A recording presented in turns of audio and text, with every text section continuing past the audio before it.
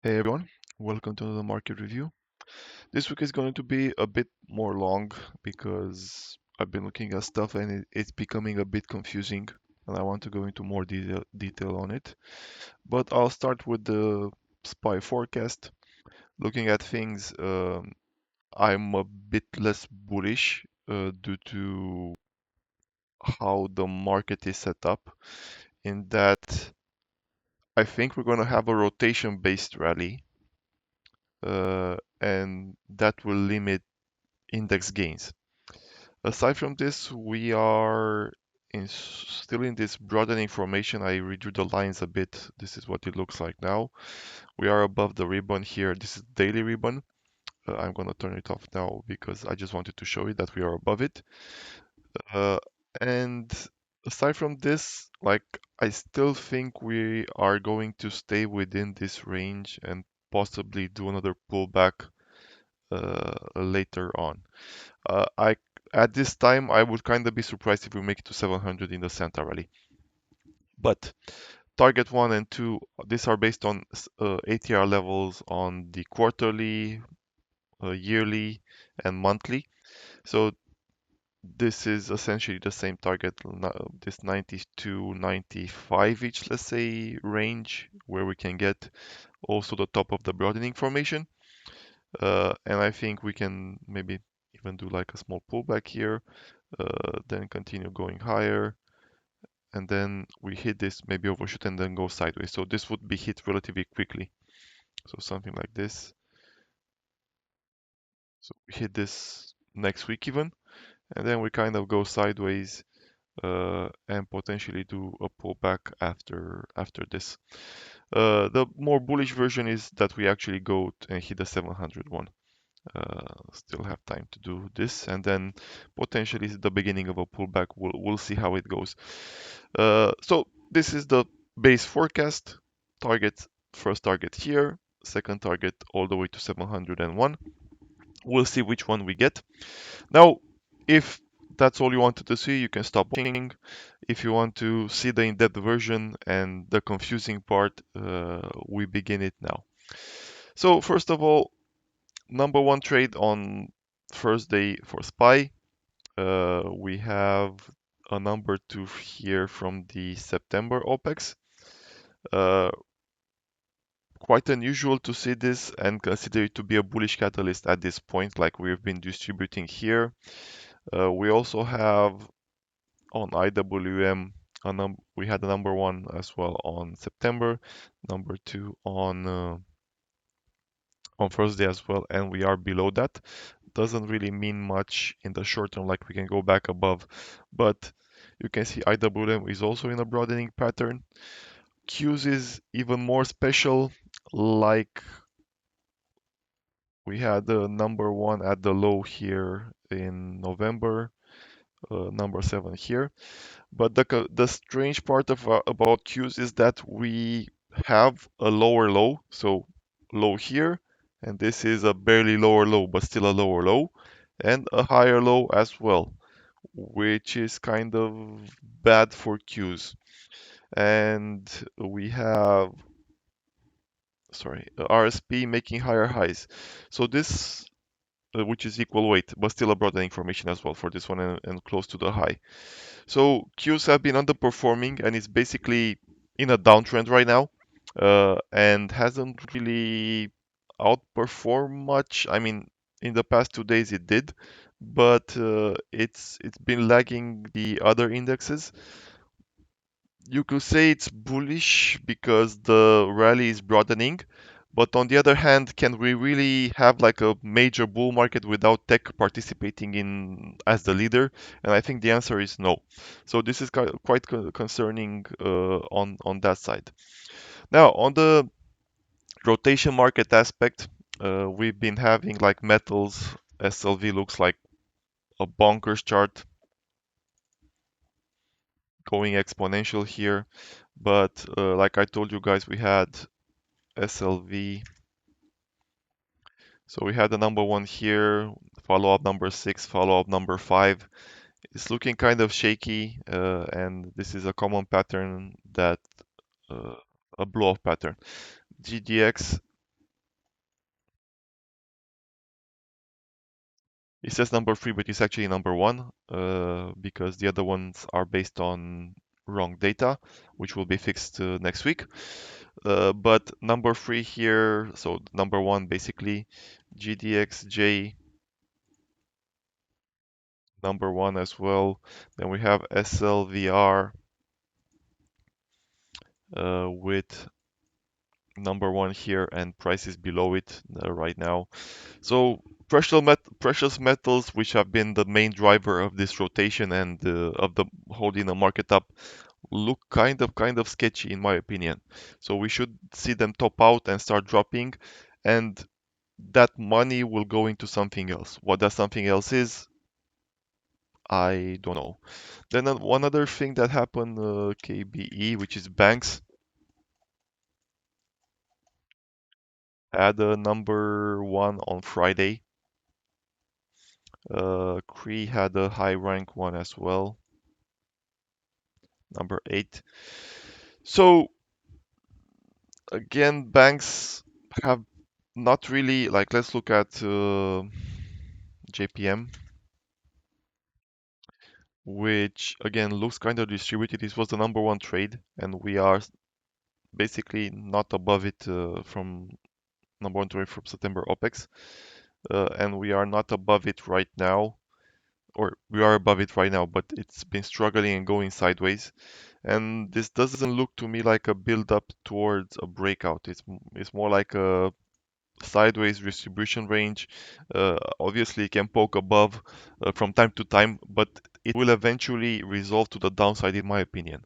And the market without banks going up has not really been like when banks start rolling over and the market keeps going up, it's actually a sign that a major correction is coming. Usually, you want to see banks going up and leading the market, not leading it up, not down. So in this scenario, again, I think bank is going to be weak. So we have precious metals, and we're going to have a rotation out of that. We have banks which are weak, and we're going to have a rotation out of that. On the other end of things, we have the what is called the AI names which have been underperforming seriously lately, but look to be bottoming. We have crypto, which again has been lagging seriously and looks to be bottom. Like we have a cluster here, 1, 2, 10 for IBIT. We have MSTR with one, a number three. We have SBIT with top short Bitcoin, which is toppy sign. We have MSTZ the same, which very high ranked prints here, and so on. So the rotation for the end of year is going to be uh, short banks, short precious metals, long AI, long crypto, and this will lead to and amongst others, like there are other things here that are going to be likely underperforming.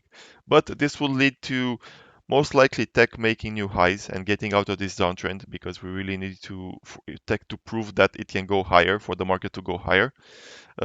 And everything else that has been outperforming should be toning down a bit.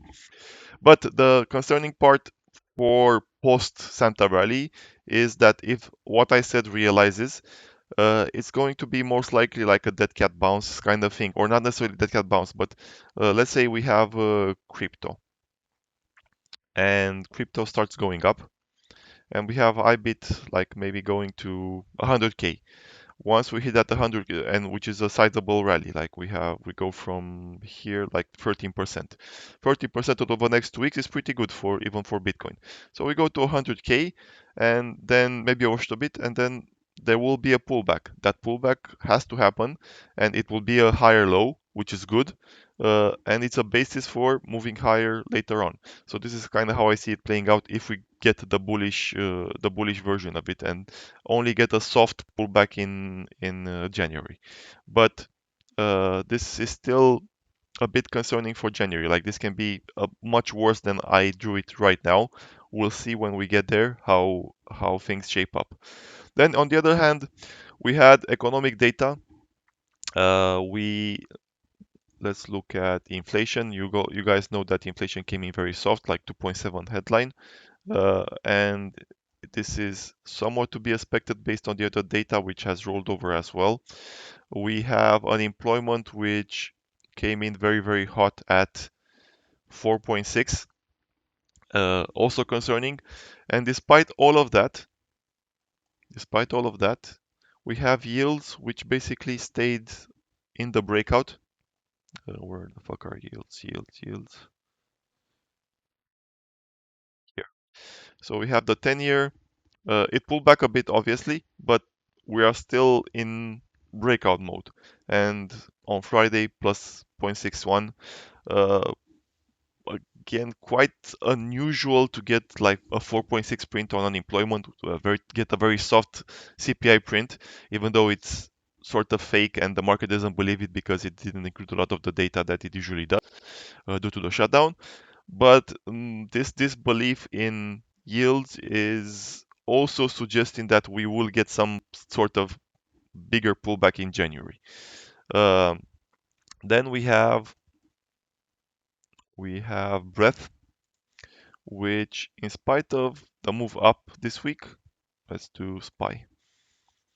Uh, this is basically flat or going slightly down. So we didn't, in spite of the market going up, we didn't go have a recovery in breadth.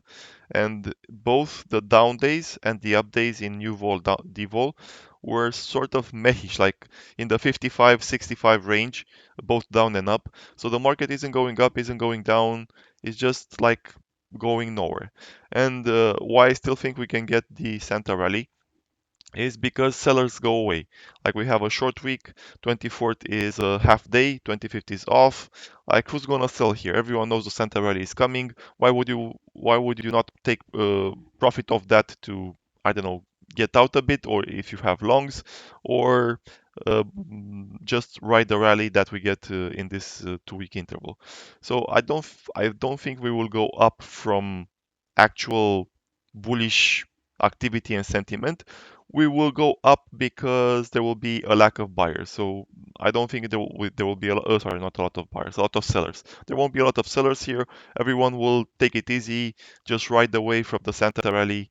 Uh, Use the liquidity to exit whatever liquidity there is if you want to exit.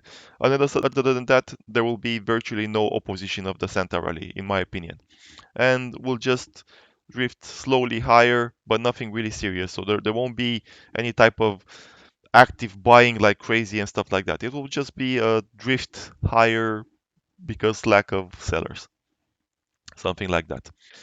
Um, Now, again, yields concerning, banks rolling over potentially, precious metals rolling over potentially. Where is the new money going? So, like I said, crypto and and there's the belief that we will have oil rally, oil and energy, because oil is beaten down. And there is some truth to that, but I think we need to see like a capitulation move lower. Not exactly sure, like maybe for sure, I would like to see a 50 handle, like low 50s, potentially even under 50. That would be the ideal buying range for oil. As low as 43. Now this is still way too optimistic. Uh, so from this level, no, like we can be range bound and move sideways here, but don't really see it like even this. But if we do like get a 4 handle on it, I don't know exactly how low, like I said, ideally 42, but I doubt that. But just anything out under 50 is potentially a very good buy for oil. And I would go with USO because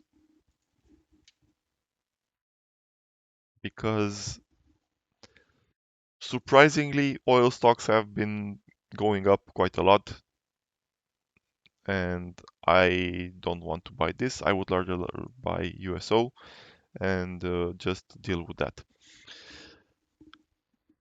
Now, some other stuff.